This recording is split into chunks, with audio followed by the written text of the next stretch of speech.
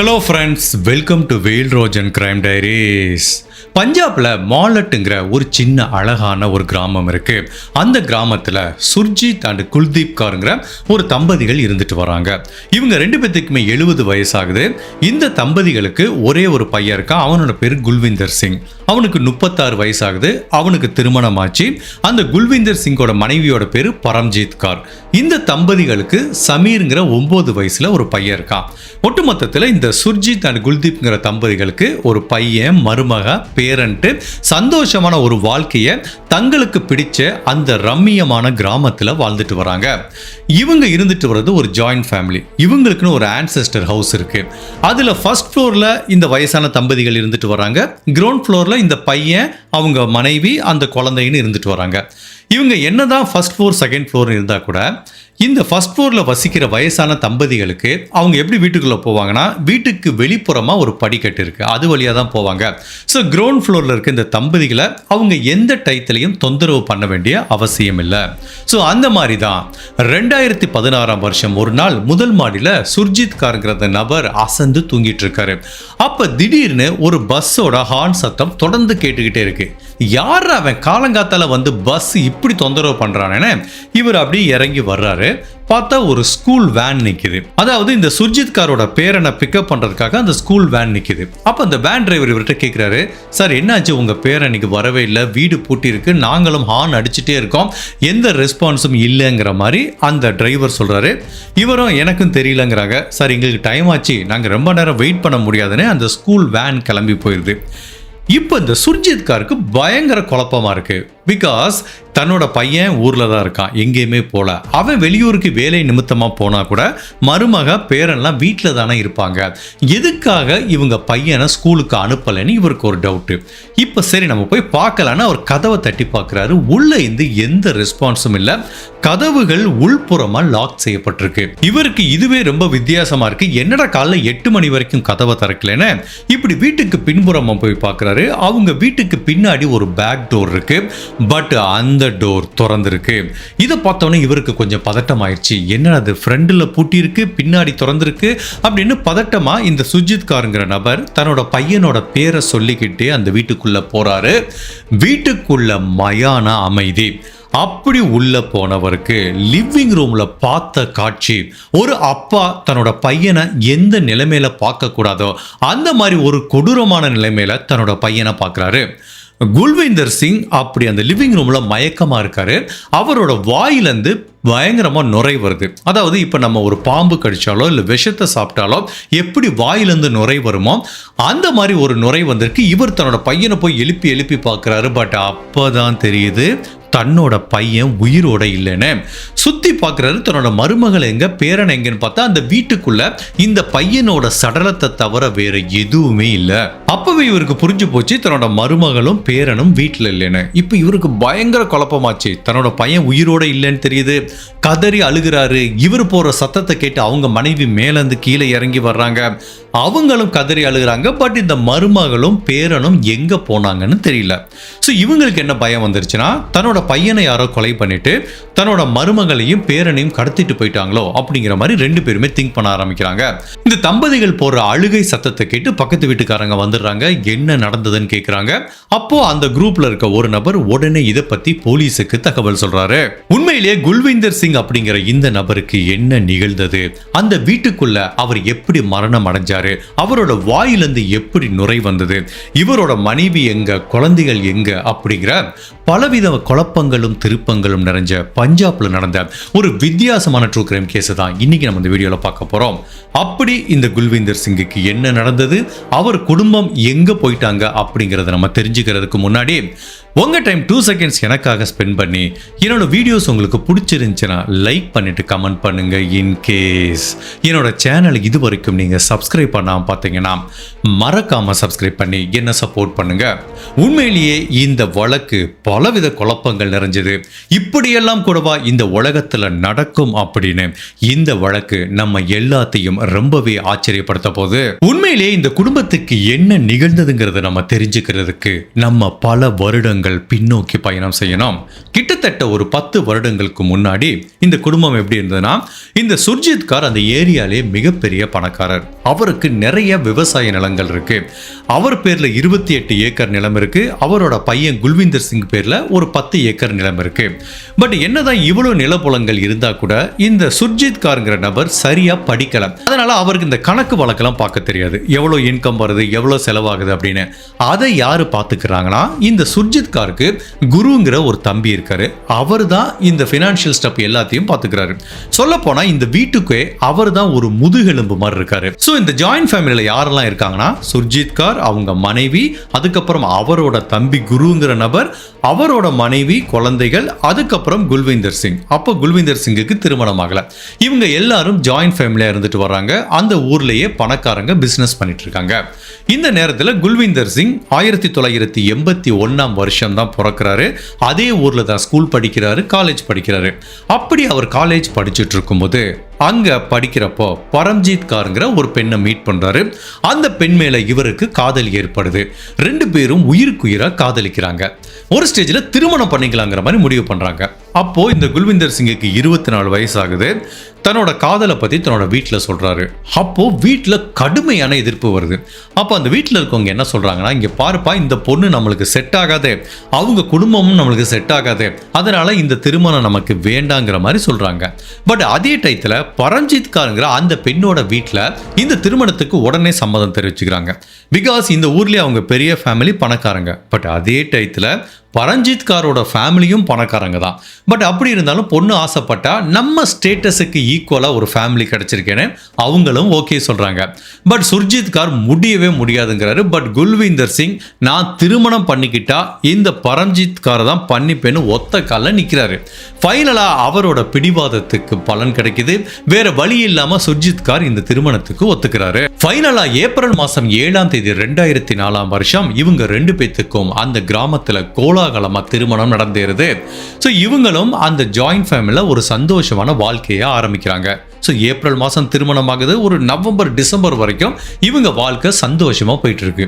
நம்ம எல்லாத்துக்குமே தெரியும், புதுசா திருமணமான தம்பதிகளுக்கு சிறிது காலத்துல அவங்களுக்குள்ள நிறைய மிஸ் அண்டர்ஸ்டாண்டிங் வரும், ப்ராப்ளம் வரும். அப்புறம் அது லேட்டர் பாயிண்ட் ஆஃப் டைத்துல செட்டில் ஆகும்.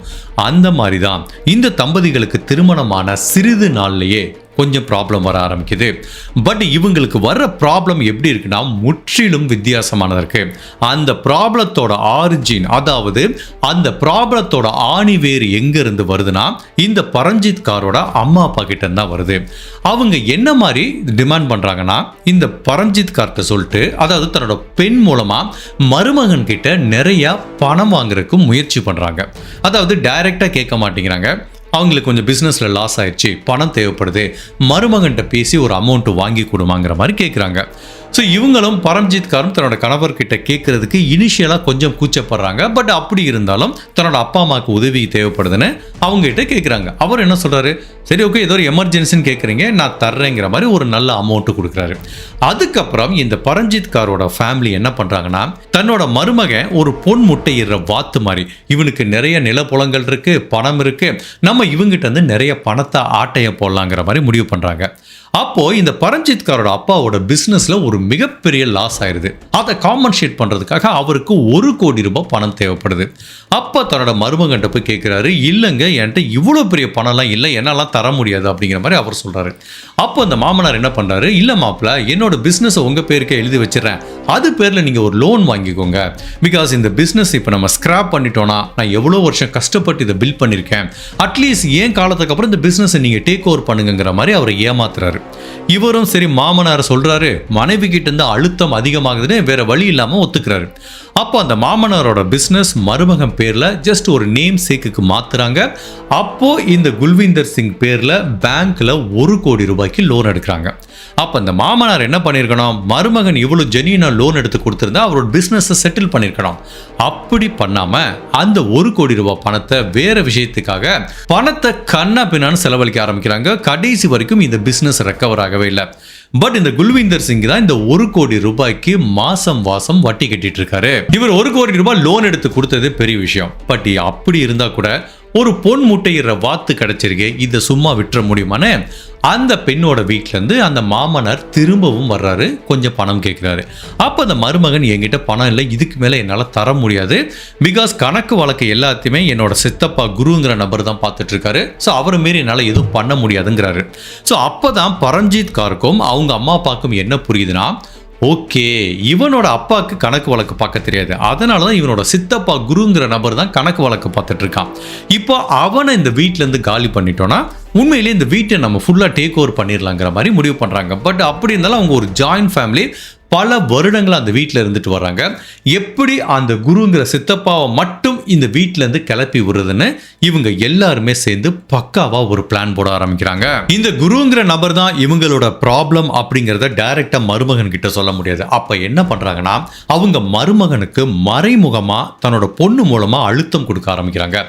எப்ப பார்த்தாலும் வீட்டில் இந்த பொண்ணு டார்ச்சர் பண்ணிட்டே இருக்கு. என்ன சொல்லி டார்ச்சர் பண்ணுதுன்னா, எனக்கு இந்த குடும்பத்தில் இருக்க பிடிக்கல, ஜாயின்ட் ஃபேமிலியா இருக்க பிடிக்கல, நம்ம தனி குடுத்தனம் போயிடலாங்கிற மாதிரி அந்த பெண் இவர்கிட்ட பயங்கரமான அழுத்தம் கொடுக்குது. அப்போ அவர் என்ன சொல்றாரு, இல்லம்மா அதெல்லாம் பாசிபிள் கிடையாது, நான் பிறந்தது வளர்ந்தது எல்லாமே என்னோட பூர்வீகமாக இருக்க இந்த வீட்டில் தான், என்னோட ஜாயின்ட் ஃபேமிலி அம்மா இருக்காங்க, சித்தப்பா இருக்காங்க, எல்லாருமே கூட்டு குடும்பமாக தான் இருக்கணும், கடைசி வரைக்கும் இப்படி தான் இருக்கணும், நம்ம தனியாலாம் போக முடியாது, அப்படி போனால் எல்லாருமே தவறாக நினச்சிப்பாங்க, உனக்கு என்ன ப்ராப்ளம் இருந்தாலும் என்கிட்ட சொல்லு, நான் சரி பண்ணி தரேன், அதை விட்டுட்டு தனி குடுத்தனம் போகிற பேச்சுக்கே இடம் இல்லை அப்படிங்கிற மாதிரி இவர் சொன்னார் கூட அவங்க மனைவி கிட்ட இருந்து கடுமையான அழுத்தம் வருது.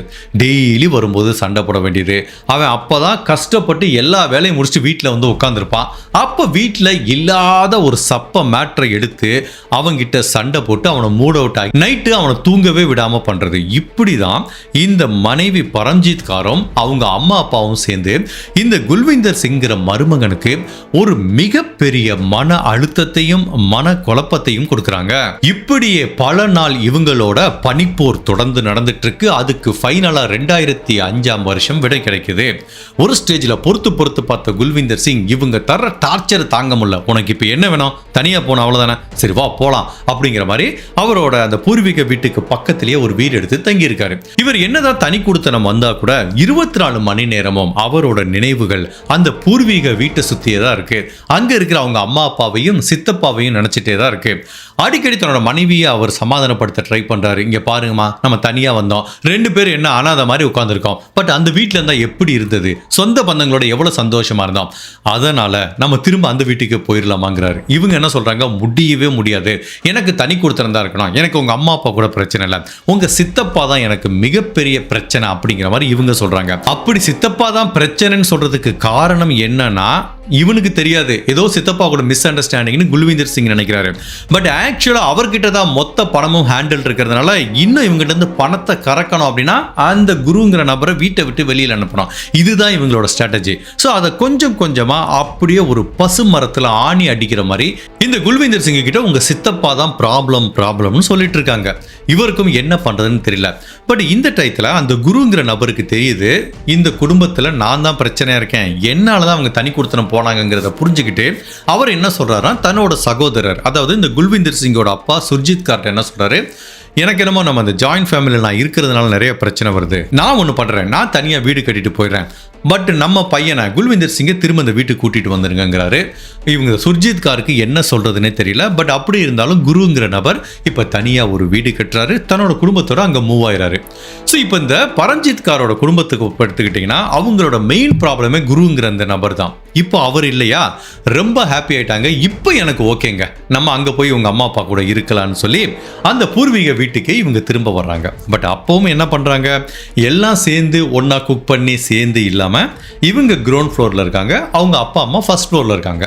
நான் ஏற்கனவே சொன்ன மாதிரி அவங்க ஃபர்ஸ்ட் ஃப்ளோரில் இருக்க அந்த வீட்டுக்கு போகிறதுக்கு உள்ள கூடி போத்தவே இல்லை, வெளியில் கூடி ஆக்சஸ் இருக்குது. ஸோ 2 பேருமே டிஃப்ரெண்ட் ஃப்ளோரில் வசிக்க ஆரம்பிக்கிறாங்க. பட் இந்த பரம்ஜீத் காரை பொறுத்த வரைக்கும் குருங்கிற நபர் தான் பிரச்சனை. இப்போ அவர் வீட்டை விட்டு போயிட்டாரு. அவங்க மாமனார் மாமியார் கிட்ட அவங்களுக்கு பிரச்சனை இல்லை, பிகாஸ் அவங்க பணத்தை டீல் பண்ணலை.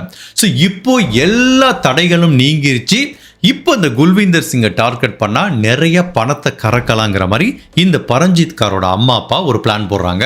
இப்போ இந்த குருங்கிற நபர் இல்லைங்கிறதுனால கொஞ்சம் கொஞ்சமா இவர்கிட்ட இருந்து நிறைய பணத்தை கறக்க ஆரம்பிக்கிறாங்க.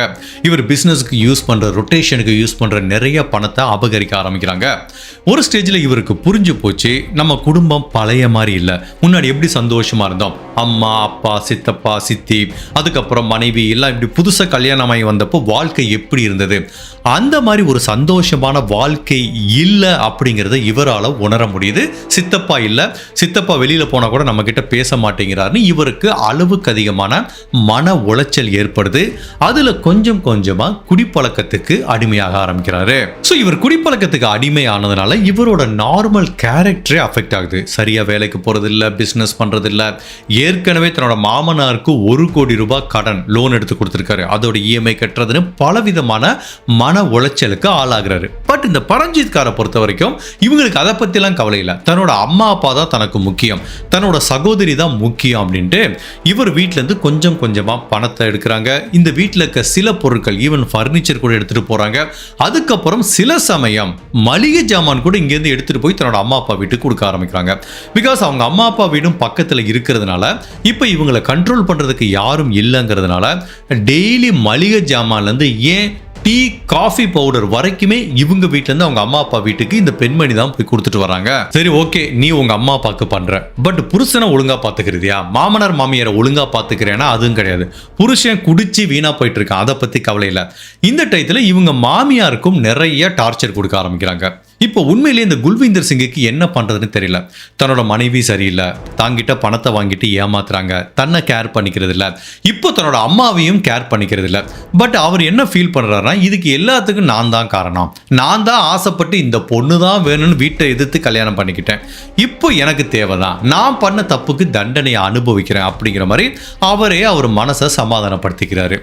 இப்படியே சில மாதங்கள் உருண்டு ஓடி போது இந்த டயத்துல பரம்ஜித் கார் ஒரு பெரிய குண்டு தூக்கி போடுறாங்க.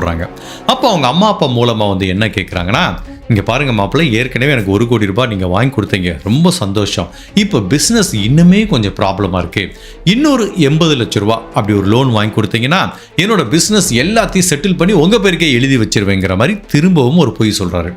பட் இவர் வந்து என்ன சொல்கிறாருன்னா, இல்லை மாமா என்கிட்ட காசு இல்லை, நீங்கள் ஏற்கனவே வாங்கின 1 கோடி ரூபாய்க்கு வட்டி கட்ட முடியல, இப்போ திரும்ப என்கிட்ட 80 லட்ச ரூபாலாம் பணம் இல்லைங்கிறாரு. இல்லை மாப்பிள்ள, உங்களுக்கு இன்னொரு நிலம் இருக்குது, ஒரு 8 ஏக்கர் நிலம் இருக்குது, எனக்கு அதை பற்றி தெரியும், நம்ம அதை வச்சு வாங்குவோம், இப்போ எல்லாத்தையும் பிஸ்னஸில் சூப்பராக வரும், எல்லாத்தையும் நான் உங்களுக்கு ரெக்கவர் பண்ணி 5 பைசா கடன் இல்லாமல் உங்களுக்கு நான் செட்டில் பண்ணி கொடுத்துட்றேங்கிற மாதிரி மாமனார்லேருந்து ஒரு அழுத்தம் வருது. இவர் முடியாதுங்கிறாரு, மாமனார் அழுத்தம் கொடுக்குறாரு. அப்போ இந்த ஒய்ஃப் வர்றாங்க, என்னங்க எங்கள் அப்பா கேட்குறாரு, செய்ய மாட்டீங்களா, ஏன் எங்கள் அப்பா அம்மானா உங்களுக்கு என்ன அவ்வளோ குறைச்சலாக இருக்கா, உங்கள் அப்பா அம்மா கிட்ட எல்லாம் செய்கிறீங்கன்னு நம்ம நார்மலாக வீட்டில் நடக்கிற மாதிரி கடுமையான சண்டை. இவருக்கு ஒரு ஸ்டேஜில் எப்படி இருக்குன்னா, மனசே வெறுத்து போச்சு, இந்த மாதிரி சண்டை போடுறதுக்கு பேசாமல் அந்த 80 லட்ச ரூபாய் லோனை வாங்கி கொடுத்துடலாம்டா, டெய்லி பெரிய டார்ச்சராக இருக்குன்னு திரும்ப தாங்கிட்டு இருக்க எல்லா லேண்டையும் பேங்க்ல வைக்கிறாரு. இன்னொரு 80 லட்ச ரூபாய் கடன் வாங்கி தன்னோட மாமனாருக்கு கொடுக்குறாரு. இப்படியே சில வருடங்கள் உருண்டோடி போது இந்த குல்விந்தர் சிங்கோட கேரக்டர் கம்ப்ளீட்டா மாறிடுச்சு. அவருக்கு இருக்கிற அழுத்தம் காரணமா ஃபினான்ஷியல் ப்ராப்ளம், மொத்தம் 1 கோடியே 80 லட்ச ரூபாய் கடன் வாங்கி கொடுத்துருக்காரு. அவரால் அவ்வளவு பணத்துக்கு ரீபே பண்றது கஷ்டமா இருக்கு. ஈவன் மாசம் வட்டி கட்டுறதுக்கு முன்னாடியே அவருக்கு நாக்கு தள்ளிடுது. பிசினஸும் சரியா போல, தன்னோட மனைவியும் சரியில்லை, தன்னோட அம்மாவை கொடுமைப்படுத்துறான்னு, குடிப்பழக்கத்துக்கு அடிமை ஆயிட்டாரு. ஸோ அவரால் நார்மலான வாழ்க்கையை வாழ முடியல, அளவுக்கு அதிகமான மன அழுத்தத்துக்கு போயிடாரு. பட் இந்த நேரத்தில் இது எல்லாத்தையும் அவர் வாழ்க்கையில எதுக்கு பண்ணாரு, இந்த பொண்ணுக்காக தான். அந்த பொண்ணு மேல இருந்த ஆசை, அந்த பொண்ணு தனக்கு மனைவியா வரணும். இப்போ அந்த ஒரே ஒரு பரம்ஜித் காருங்கிற பெண்ணுக்காண்டி தான் இவ்வளவு தியாகங்களை பண்ணியிருக்காரு. அப்படிப்பட்ட தியாகங்களுக்கு 2014 வருஷம் அர்த்தமே இல்லாம போகுது. எஸ், 2014 வருஷம் கணவன் மனைவிக்குள்ள ஒரு மிகப்பெரிய விரிசல் ஏற்படுது, நிறைய பிரச்சனை வருது. இவர் குடிச்சிட்டு 2-3 நாள் வீட்டு கூட வராம இருக்காரு. அந்த அளவுக்கு மனைவி அழுத்தம் கொடுக்குறாங்க, மாமனார் மாமியார் டார்ச்சர் பண்றாங்கன்ட்டு இப்படி வாழ்க்கை போயிட்டு இருக்கும்போது இந்த பரம்ஜித் காருக்கு கரண் அப்படிங்கிற இன்னொரு நபர் கூட ஒரு தொடர்பு ஏற்படுது. இப்போ கணவன் வீட்டுக்கும் வர்றதில்ல, அவன் நம்மளை சரியாகவும் பார்த்துக்கிறதில்ல, அவங்ககிட்ட இருந்து நல்ல காசை வாங்கிட்டோம், இனிமேல் அவனால் நம்மளுக்கு சல்லி பைசாக்கும் பிரயோஜனம் கிடையாது அப்படிங்கிற மாதிரி இப்போ அவங்களுக்குன்னு வாழ்க்கையில் ஒரு தேவை ஏற்படும் போது கரண்கிற ஒரு நபரை காதலிக்கிறாங்க. அவங்களுக்குள்ள ஒரு இல்லீகலான அஃபையர் ஏற்படுது. ஸோ இவர் வீட்டில் இல்லாத நேரத்தில் அந்த கரண்குமாரை வர சொல்றது, 2 பேரும் ஜாலியாக இருக்குதுங்கிற மாதிரி இப்படி ஒரு இன்சிடென்ட் போயிட்டு இருக்கு.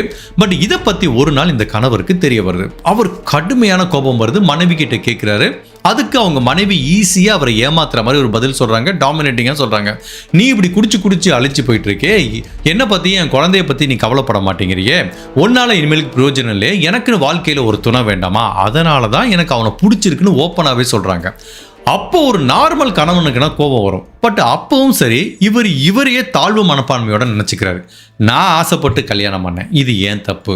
அதுக்கப்புறம் ஓகே, என்கிட்ட பணத்தை வாங்கிட்டு ஏமாத்துறாங்க, பட் அதை நான் சரி பண்ணாமல் நான் குடிச்சு இப்படி டிப்ரெஷனுக்கு போய் என் குடும்பத்தையும் குழந்தையும் பார்க்கல. ஸோ ஓகே, நான் பண்ண தப்பு, என் தண்டனையை நானே அனுபவிச்சுக்கிறேங்கிற மாதிரி தன்னோட மனைவிக்கு இன்னொரு ஆண் கூட தொடர்பு இருக்குது அப்படிங்கிறதையே இவர் தான் மேலே இருக்கிற ஒரு தப்பு மாதிரி தன்னையே சமாதானப்படுத்திக்கிறாரு. இப்படியே இந்த நாளுக்கு நாள் இந்த குடும்பம் அந்த குருங்கிற சித்தப்பா கண்ணு முன்னாடியே செதஞ்சு போயிட்டு இருக்கு. அவருக்கு உண்மையிலே என்ன பண்றதுன்னு தெரியல, எப்படி இந்த குடும்பத்தை ரெக்கவர் பண்ணி கொண்டு வர்றதுன்னு தெரியல. இவர் குடிப்பழக்கத்துக்கு அடிமையாகிறாரு, அந்த மருமகளும் மாமியாரை கொடுமைப்படுத்துறாங்க. ஒட்டு மொத்தத்தில் இதை உண்மையிலேயே யாராலையும் தடுக்க முடியல. பட் குருவுக்கு தெரிஞ்சு போச்சு, இப்படியே போச்சுன்னா இந்த குடும்பம் ஒரு நாள் கம்ப்ளீட்டா அழிஞ்சு போயிடும். இப்படியே சில நாள் போயிட்டு இருக்கு. இந்த டயத்துல இவர் ஏற்கனவே தன்னோட மாமனாருக்காக 1,80,00,000 ரூபா பேங்க்ல கடன் வாங்கி வச்சிருக்காரு. பேங்க்கான சும்மா இருப்பானா, இவர் வட்டி கட்டுறதுக்கு காசு இல்லை. அப்போ வீட்டுக்கு வந்து அசிங்கப்படுத்துறாங்க. அப்போ இவர் தன்னோட மாமனார் கிட்ட போய் டைரக்டா கேட்கிறாரு, உங்களுக்காண்டி தான் வாங்கி கொடுத்தேன், என்னால் வட்டி கட்ட முடியல, வாங்கின காசு கொடுங்கிறாங்க. அப்போ அவர் அதுக்கு ஒரு எக்ஸ்கியூஸ் சொல்றாரு, இல்லை மாப்பிள்ள, நான் எவ்வளோ முயற்சி பண்ணேன், பிஸ்னஸ் போச்சு, இந்த பணத்தை உண்மையிலே எப்படி கொடுக்கறதுன்னு எனக்கு தெரியல, நான் ஏதாவது ட்ரை பண்ணி தர்றேன் அப்படிங்கிற மாதிரி தன்னோட மருமகனை ஏமாத்துறாரு. 1,80,00,000 ரூபா லோன்ல 1 பைசா கூட அந்த மாமனார் மருமகனுக்கு திரும்ப தரல. இப்படியே சில வருடங்கள் உருண்டோடி போது. அப்ப இந்த பரம்ஜித்காருக்கு தெரியுது, இனிமேல் இந்த கணவன் நம்மளுக்கு தேவையில்லை, இந்த பொன் முட்டையிடுற வாத்து இனிமேல் தங்க முட்டை இட போறதில்லை. ஆல்மோஸ்ட் இவங்கிட்ட இருக்க நிலத்தை வச்சு லோன் எல்லாம் வாங்கிட்டோம், இப்ப இருக்கிறது இந்த வீடு மட்டும்தான், இவங்கிட்ட பெருசா சொத்து இல்லை, இவனால நம்ம வாழ்க்கையில இனிமேல் சல்லி பைசாவுக்கு பிரயோஜனம் இல்லைன்னு பரம்ஜித்காரும் ஒரு முடிவு கொண்டாங்க, அவங்க அம்மா அப்பாவும் ஒரு முடிவு கொண்டாங்க. அப்ப என்ன பண்றாங்கன்னா, பரம்ஜித்கார் தன்னோட காதலரோட ஒரு வாழ்க்கையை ஆரம்பிக்கலாம்னு முடிவு பண்றாங்க. பட் இவங்க இருக்கிறது ஒரு கிராமம், அது எப்படி இன்னொரு காதலனோட ஒரு வாழ்க்கையை ஆரம்பிக்க முடியும், கணவர் இருக்காருன்னு நிறைய பேர் கொஸ்டின் பண்ணுவாங்க. இப்ப என்ன பண்றது, டிவோர்ஸ் வாங்குறதும் அந்த ஊர்ல வந்து பாசிபிளே கிடையாது. அப்பதான் நம்மளுக்கு நிறைய கிரைம்ல இருக்குமே, இதுக்கு ஒரு சிம்பிளான சொல்யூஷன், இந்த மாதிரி கிரிமினல் திங்க் பண்ணுவாங்களே, கணவனை போட்டு தள்ளிடலாம் அப்படிங்கிற மாதிரி இந்த பெண் ஃபைனலாக ஒரு முடிவுக்கு வர்றாங்க. உண்மையிலேயே தான் ஆசைப்பட்டு காதலிச்சு திருமணம் பண்ண அந்த நபரை பணத்துக்காக ஒட்டுமொத்த குடும்பமும் ஏமாத்துறாங்க. அவனோட வாழ்க்கையை சீரழிச்சது மட்டும் இல்லாமல் இப்போ அவனை கொலை பண்ணுறதுக்கு முடிவு பண்ணிட்டாங்க. அப்போ தன்னோட காதலரோட பக்காவாக ஒரு பிளான் போடுறாங்க. இவங்க பிளான் என்ன அப்படின்னா, இவனோட மரணம் இயற்கையாக நிகழ்ந்த மாதிரி இருக்கணும், அப்போதான் நம்ம அடுத்து ஒரு சந்தோஷமான வாழ்க்கையை வாழ முடியும். இப்போ இவன் இறந்து போயிட்டான்னு வச்சுக்கோங்களேன், இப்போ நான் இருந்துட்டு இருக்கேன், இந்த வீடு ஆட்டோமேட்டிக்காக என் பேருக்கு வந்துடும், நீ இங்கே வந்துட்டு நம்ம எல்லாம் ஜாலியாக ஒரு வாழ்க்கையை ஆரம்பிக்கலான்னு முடிவு பண்ணுறாங்க. ஸோ இந்த குல்விந்தர் சிங்கை எப்படி கொலை பண்ணலான்னு பிளான் பண்ணுறாங்க அப்படின்னா, இவனுக்கு ஏற்கனவே குடிப்பழக்கம் இருக்குது, அந்த ஊரில் இருக்க எல்லாத்துக்குமே தெரியும். அப்போ இவனுக்கு மயக்க மருந்தோ இல்லை விஷத்தன்மை வாய்ந்த சில மருந்துகளையோ கொடுத்து மயக்கம் அடைய செஞ்சு இவனை ஒரு காரில் எடுத்துட்டு போய் ஒரு கால்வாய்க்குள்ளேயோ ஒரு சாக்கடைக்குள்ளேயோ போய் தூக்கி போட்டு வந்துட்டோன்னா இவன் உள்ள மூச்சு விட முடியாமல் இறந்து போயிடுவான். பட் வெளி உலகத்துக்கு என்ன தெரியும், இவன் ஏற்கனவே குடிச்சிட்டு இருந்தான்ப்பா, ஏதோ குடிச்சிட்டு தவறி விழுந்துட்டான், அவனோட மரணம் இயற்கையை நினைச்சு கேஸை க்ளோஸ் பண்ணிடுவாங்கிற மாதிரி பக்காவா பிளான் போடுறாங்க. பிப்ரவரி மாதம் 12ஆம் தேதி 2016ஆம் வருஷம் இவங்க பிளானை ஃபர்ஸ்ட் எக்ஸிக்யூட் பண்றாங்க. ஸோ இந்த காதலன் ஏற்கனவே தூக்க மாத்திரை வாங்கி கொடுத்துருக்கான். இந்த பரம்ஜித்கார் என்ன பண்றாங்க, மேல வசிக்கிற தன்னோட மாமனாருக்கும் மாமியாருக்கும் பாலில் தூக்க மாத்திரை கொடுத்து நல்லா தூங்க வச்சிடறாங்க. அதுக்கப்புறம் கணவருக்கு தூக்க மாத்திரையும் கொடுக்குறாங்க, சில விஷ மாத்திரையும் கொடுக்குறாங்க. பட் இவங்களோட பிளான் என்னன்னா, தூக்க மாத்திரை ரொம்ப அதிகமாக கொடுத்துட்டா மயக்கமாயிருவான், போய் அவனை ஒரு கால்வாய்க்குள்ள தூக்கி போட்டுடலான்னு முடிவு பண்ணுறாங்க. ஸோ இப்போ இந்த குல்விந்தர் சிங்கும் ஆல்மோஸ்ட் மயக்கமாயிறாரு. இப்போ காதலன் வீட்டுக்குள்ள வர்றான். இப்போ என்ன பிரச்சனைனா, இவங்க எதிர்பாராத விதமா அந்த வீட்டுக்கு வெளியில ஒரு ஃபங்க்ஷன் நடக்குது, ஒரு ஃபெஸ்டிவல் மாதிரி நடக்குது. ஸோ மக்கள் நடமாட்டம் அதிகமாக இருக்கிறதுனால இந்த பிப்ரவரி மாதம் 12ஆம் தேதி அவங்களால இவரை தூக்கி கொண்டு போய் இந்த கால்வாயில் போட முடியல. So plan cancel. ஓகே, மறுநாளும் இதே மாதிரி பண்ணுவோம். பிப்ரவரி மாதம் 13ஆம் தேதி வர்றாங்க. மாமனார் மாமியாருக்கு தூக்க மாத்திரை கொடுக்குறாங்க, கணவருக்கும் தூக்க மாத்திரை கொடுக்குறாங்க. பட் இப்பவும் ஒரு பிரச்சனை இருக்கு. அதாவது இவங்க எதிர்த்த வீட்டில் ஒரு நபர் இருக்காரு. அவர் என்ன நினைச்சாருன்னு தெரியல, அன்னைக்கு தூக்க வராம பல நேரமா அந்த ஸ்ட்ரீட்லேயே நடந்துட்டு இருக்காரு. அன்னைக்கு பிளானும் கொலாப்ஸ்டு. இப்போ திரும்ப பிப்ரவரி மாதம் 14ஆம் தேதி வர்றாங்க. இதே மாதிரி மாமனார் மாமியாருக்கு தூக்க மருந்து கொடுக்குறாங்க. பட் இந்த டைம் இந்த கணவருக்கு மயக்க மருந்தெல்லாம் ஆகாது, டைரக்டா விஷ மாத்திரையை கொடுத்துடலான்னு அவனுக்கு ஒரு விஷ ஊசியை போடுறாங்க. அதுவும் அந்த காதலன் போடுறான். அப்பவே குல்விந்தர் சிங் அங்கேயே மரணம் அடைஞ்சிடறாரு. ஓகே, இப்போ பிளான் சக்ஸஸ். இப்போ நம்ம என்ன பண்ணலாம், காரில் இவனை தூக்கி கொண்டு ஒரு கால்வாயில் போடலான்னு பார்த்தா, அப்படி காரை எடுக்கலான்னு போகிறப்போ ஒரு பேரதிர்ச்சி காத்துட்டு இருக்கு. எதிர்த்த வீட்டில் ஒரு பொண்ணு ஒரு ரூமில் லைட் எரிஞ்சிட்டு இருக்கு.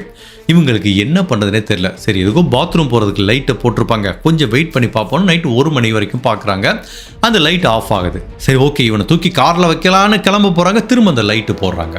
இப்படி அந்த லைட்டு ஆன் ஆகி ஆஃப் ஆகி எதிர்த்த வீட்டில் மக்களோட நடமாட்டம் இருக்கிறதுனால இவங்களுக்கு புரிஞ்சு போச்சு, இந்த உடலை நம்ம இனிமேல் இங்கேருந்து வெளியில் எடுத்துகிட்டு போக முடியாதுன்னு. இப்படியே 4 மணி ஆயிடுது. இனிமேல் விடிஞ்சிடும். இப்போ போய் நம்ம எடுத்து போட்டால் மாட்டிப்போம். அப்போ இப்போ வேற வழியே இல்லை, இவன் இறந்து போயிட்டான். இனிமேல் நம்ம இந்த ஊர்ல இருந்த ஆபத்துன்னு இந்த பரஞ்சித் காருங்கிற பெண்ணும் அவங்க காதலர் கரண்கிற நபரும் இவங்க 9 வயசு பையனையும் கூட்டிக்கிட்டு வீட்டில் இருக்க விலையுயர்ந்த நகைகள் பணங்கள் எல்லாத்தையும் எடுத்துட்டு ஊரை விட்டே எஸ்கேப் ஆயிடுறாங்க. இதுக்கு அப்புறம் தான் என்ன நடந்ததுங்கிறத இந்த வழக்கில் நம்ம முன்னாடி பார்த்தோம். அந்த ஸ்கூல் பஸ் வருது, இவர் வீட்டுக்கு பின்னாடி போய் பார்க்குறாரு, தன்னோட பையனோட சடலத்தை பார்க்குறாரு.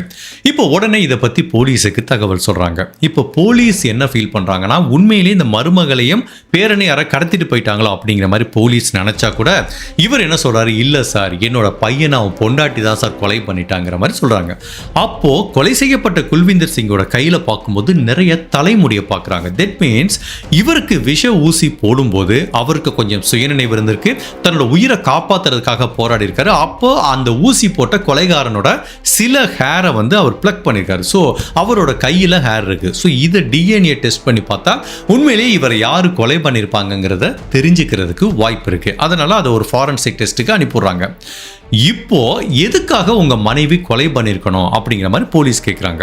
அப்போ இந்த சுர்ஜித் கார் என்ன சொல்றாருன்னா, சார், என்னோட மருமகள்னால நிறைய பிரச்சனை இருந்துச்சா, பட் என்ன ஆகுதுன்னா அவளுக்கு இன்னொரு ஆண் கூட தொடர்பு இருக்குமான்னு எனக்கு சந்தேகமா இருக்கு. அதாவது போன மாசம் என்ன ஆச்சுன்னா, என்னோட மருமக போனை வச்சுட்டு வெளியில போயிட்டா. தொடர்ந்து ஒரு நம்பர்ல இருந்து கால் வந்துட்டே இருந்தது. நான் போய் எடுத்தா பேச மாட்டேங்கிறாங்க. அதுக்கப்புறம் தொடர்ந்து மெசேஜ் வந்துட்டே இருந்தது. எனக்கு கொஞ்சம் சந்தேகமா இருக்கிறதுனால அந்த நம்பரை நான் நோட் பண்ணி வச்சிருக்கேங்கிற மாதிரி சொல்றாரு. இப்போ அந்த நம்பரை போலீஸ் கிட்ட கொடுக்குறாரு. அது யாருன்னா இவங்க காதலர் கரனோட நம்பர். அந்த நம்பர் அடிச்சு பார்த்தா சுவிட்ச் ஆஃப்ல இருக்கு. அப்ப அந்த நபரை பத்தி விசாரிக்கிறாங்க. அவனும் ஊர்ல இல்லைன்னு தெரியுது. அப்ப போலீஸால இந்த டாட் எல்லாத்தையும் கனெக்ட் பண்ண முடியுது. ஓகே, இந்த பெண் தன்னோட காதலனோட பையனை கூட்டிட்டு ஊரை விட்டு ஓடி போயிட்டா, அதுக்கு முன்னாடி கணவனை கொலை பண்ணிட்டாங்க அப்படிங்கிறது தெரியுது. அப்ப இந்த சுர்ஜித் கார் தன்னோட மருமக மட்டுமல்ல அவங்க அம்மா அப்பாவுக்கும் இதுல மிகப்பெரிய தொடர்பு இருக்குங்கிறாரு. நடந்த எல்லாத்தையும் சொல்றாங்க. ஸோ இனிஷியலா சந்தேகத்தின் அடிப்படையில் இந்த பரஞ்சித் காரோட அம்மா அப்பா, அதுக்கப்புறம் அவங்க வீட்டில் இந்த பரஞ்சித் காரோட சகோதரி அவங்களையும் அரெஸ்ட் பண்றாங்க. இப்போ 3 பேரையும் அரெஸ்ட் பண்ணி விசாரணை கூட்டிட்டு போறாங்க. பட் அந்த சகோதரியை ரிலீஸ் பண்ணிடுறாங்க. அவங்க அம்மா அப்பாவை இன்னுமே அரெஸ்ட் பண்ணி வச்சிருக்காங்க. அப்போ ஒரு நாள் ஊரை விட்டு ஓடி போன இந்த பரஞ்சித் கார் தன்னோட சகோதரிக்கு ஃபோன் பண்றாங்க. அப்போ அந்த சகோதரி சொல்றாங்க, ஏண்டி, நீ பண்ண வேலையில உன் புருஷனை கொண்டுட்டு போனா கூட பரவாயில்ல, இப்போ நீ ஊரை விட்டு ஓடி போனாலும் அம்மா அப்பா ஜெயிலில் இருக்காங்க, நீ என்ன பண்ணவே தெரியாது, உடனே கிளம்பி வா, அப்பதான் அம்மா அப்பாவை ரிலீஸ் பண்ணுவாங்கன்னு சொல்லி அவங்க சகோதரி அழுத்தம் கொடுத்ததுனால வேற வழியே இல்லாம பரஞ்சித் கார் அவங்க காதலர் 2 பேருமே போலீஸ் ஸ்டேஷனுக்கு வந்து சரணடைஞ்சிடறாங்க. இப்போ போலீஸுக்கு தெரியுது இவங்க 2 பேர் தான் கொலை பண்ணியிருப்பாங்க. பட் இவங்க என்ன சொல்றாங்க, நாங்க எதுவுமே பண்ணலைங்கிறாங்க. பட் போலீஸுக்கு கொலை செய்யப்பட்ட குல்விந்தர் சிங்கோட கையில் ஒரு ஹேர் சாம்பிளை கண்டுபிடிக்கிறாங்க. இப்போ டிஎன்ஏவை ஒப்பிட்டு பார்த்தா தெரியும். இப்போ பரஞ்சித் கார்கிட்டையும் அவங்க காதலர்கிட்டையும் டிஎன்ஏ சாம்பிள் கேட்குறாங்க. இல்லை சார், எங்களால் தர முடியாதுங்கிறாங்க. இப்படி சந்தேகத்தின் அடிப்படையில் டிஎன்ஏ சாம்பிள் யாராவது தரமாட்டேன்னு சொன்னாலே அவங்க மேலே ஒரு தப்பு இருக்குன்னு அர்த்தம். ப்ளஸ் இவங்க 2 பேரும் திடீர்னு ஊரை விட்டு ஓடி போனது அப்படிங்கிற மாதிரி பலவிதமான சர்க்கம்ஸ்டான்ஷியல் எவிடன்ஸ் இருக்கிறதுனால இவங்க தான் இந்த குல்விந்தர் சிங்கை கொலை பண்ணியிருப்பாங்கிறத போலீஸ் உறுதியாக நம்புறாங்க. இவங்க என்னதான் குற்றத்தை ஒப்புக்காம இருந்தா கூட ஃபைனலாக டிஎன்ஏ ரிசல்ட் பண்ணி பார்க்கும்போது அந்த டிஎன்ஏ இவங்க காதலர் கரண்கிற நபரோட டிஎன்ஏவோட மேட்ச் ஆகிறதுனால அந்த கரண்கிற நபர் தான் குல்விந்தர் சிங்குக்கு விஷ ஊசியை போட்டிருக்காருங்கிறது உறுதி செய்யப்படுது. அவங்க மனைவி அதுக்கு உடந்தையா இருந்தாங்க அப்படிங்கிறது தெரிய வர்றதுனால ஃபைனலாக குல்விந்தர் சிங்கை கொலை பண்ண குற்றத்துக்காக அவங்க மனைவியையும் காதலரையும் அரெஸ்ட் பண்ணி இந்த வழக்கோட விசாரணை பஞ்சாப் நீதிமன்றத்துக்கு போகுது.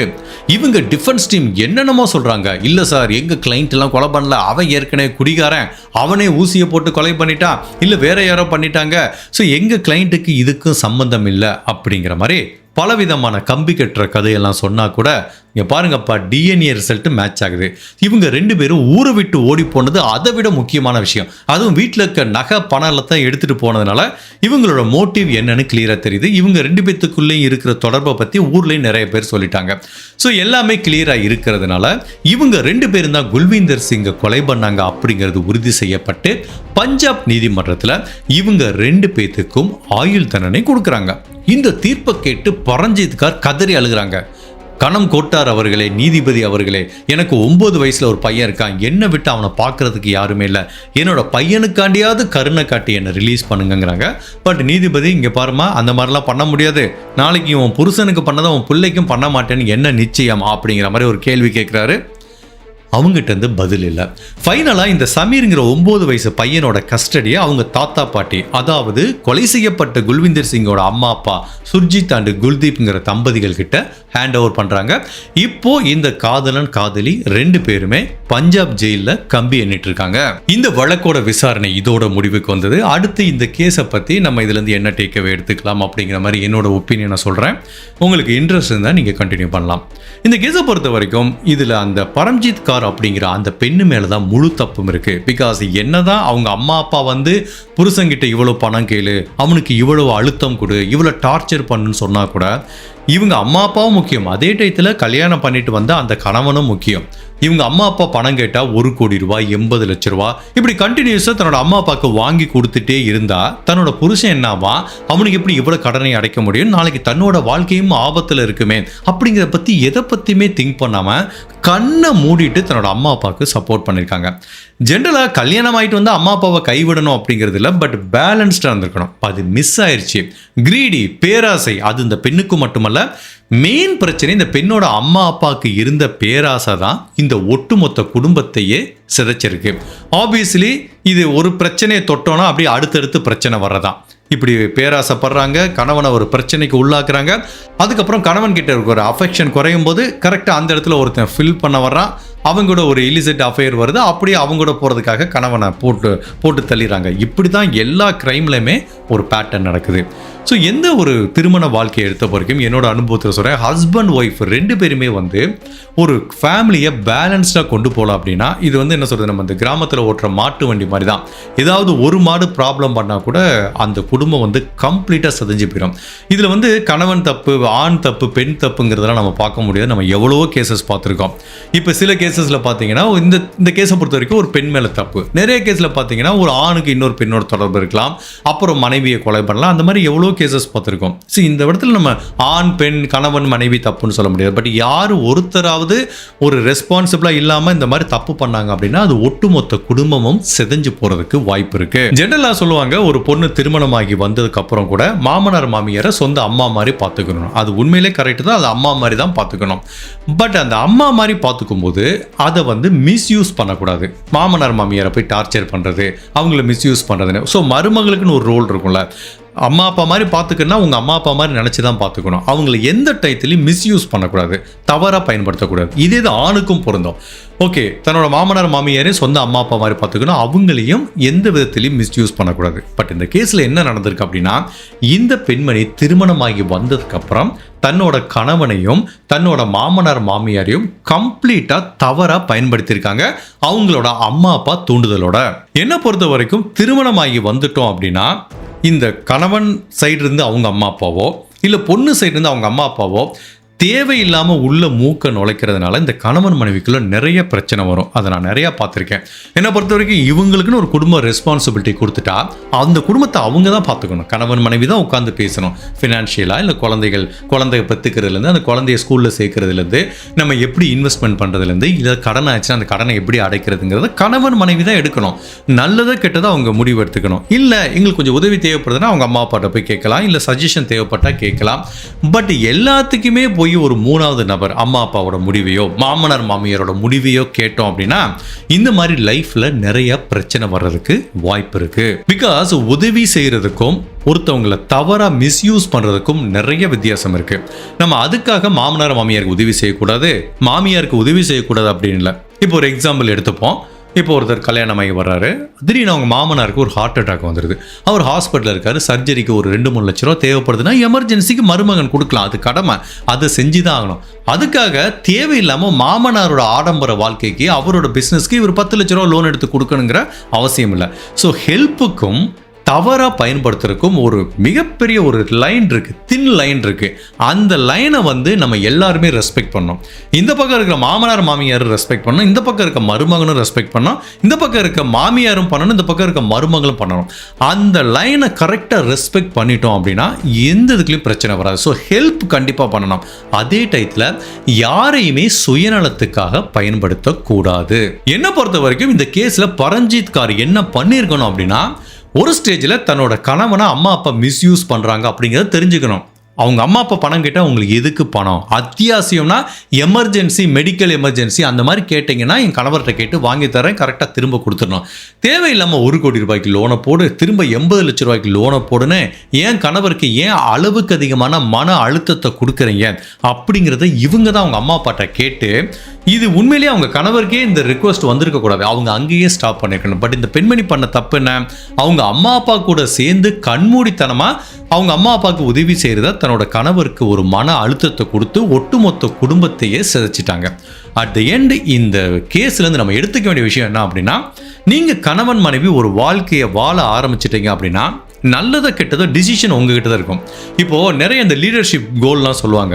ஒரு லீடர் நிறைய பேர்கிட்ட சஜஷன் கேட்கலாம், பட் அட் த எண்டு முடிவு எடுக்கிறது அவங்க தான். ஸோ நீங்கள் மாமனார் மாமியார்ட்ட சஜஷன் கேளுங்க, இல்லைன்னா உங்கள் பிரதர் இல்லாட்ட கேளுங்க, சிஸ்டர் இல்லாட்ட யார்கிட்டனாலும் கேளுங்க. அட் த எண்டு உங்கள் கணவன் மனைவிக்குள்ள ஒரு குடும்பத்தில் டிசிஷன் எடுக்கிறது நீங்கள் தான் எடுக்கணும். இப்படி ஊருக்கு ஒதுக்க போகிறோமா, ஒரு நிலம் வாங்க போகிறோமா, ஒரு வீடு வாங்க போகிறோமான்னு நீங்கள் 2 பேரும் உட்காந்து பேசுங்க, யாருக்கிட்டே சஜஷன் கேளுங்க, தப்பு இல்லை. அதை மாதிரி ஒரு ரிலேஷன்ஷிப் இருந்தால் பெட்டர். ஒரு ஹெல்ப் வேணுமா, சரி ஓகே, இப்போ எமர்ஜென்சியாக அந்த வீடு வாங்குறது கொஞ்சம் பணம் தேவைப்படுது, கரெக்டாக கொடுங்க மாமா, நான் வாங்கி கொடுத்துறேன். இல்லை மாமியார்கிட்ட வாங்குறது எல்லாமே ஓகே தான். ஒரு எமர்ஜென்சிக்கு ஆத்திர அவசரத்துக்கு ஹெல்ப் கேட்கறது வேற, அத்தியாவசியத்துக்கு கேட்கறது வேற. பட் அதே டயத்தில் மிஸ்யூஸ் பண்ணக்கூடாது. ஸோ இதை மட்டும் ஞாபகம் வச்சுக்கோங்க. ஹெல்ப்புக்கும் ஒருத்தவங்களை மிஸ்யூஸ் பண்ணுறதுக்கும் நிறைய வித்தியாசம் இருக்குது.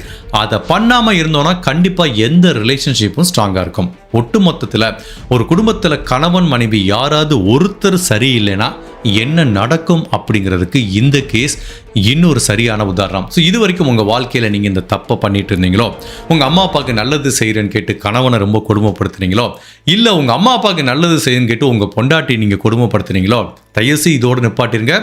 உங்கள் குடும்பத்துக்குள்ளே நீங்கள் சேர்ந்து ஒரு முடிவு எடுங்க, உதவி செய்யுங்க, யாரையும் மிஸ்யூஸ் பண்ணாதீங்க.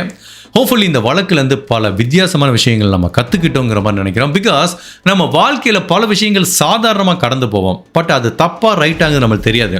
பட் இந்த மாதிரி ஒரு கிரைம் நடக்குதுன்னு வச்சுக்கோங்களேன், இது இப்படி முன்னாடி எடுத்து வச்சு பார்க்கும்போது ஆகா இப்படி நடந்திருக்கேடா, அது நம்ம வாழ்க்கையிலே அந்த தப்பை பண்ணிட்டு இருக்குமே அப்படிங்கிற மாதிரி உங்களுக்கு தோணும். நீங்கள் கண்டிப்பாக நம்ம நிறைய க்ரைம் பார்க்கும்போது அந்த க்ரைமோட சாயல் உங்கள் வாழ்க்கையில் இருக்கிற மாதிரி நீங்கள் கண்டிப்பாக ஃபீல் பண்ணியிருப்பீங்க. அதுதான் இந்த க்ரைம் ஸ்டோரியோட பவர்.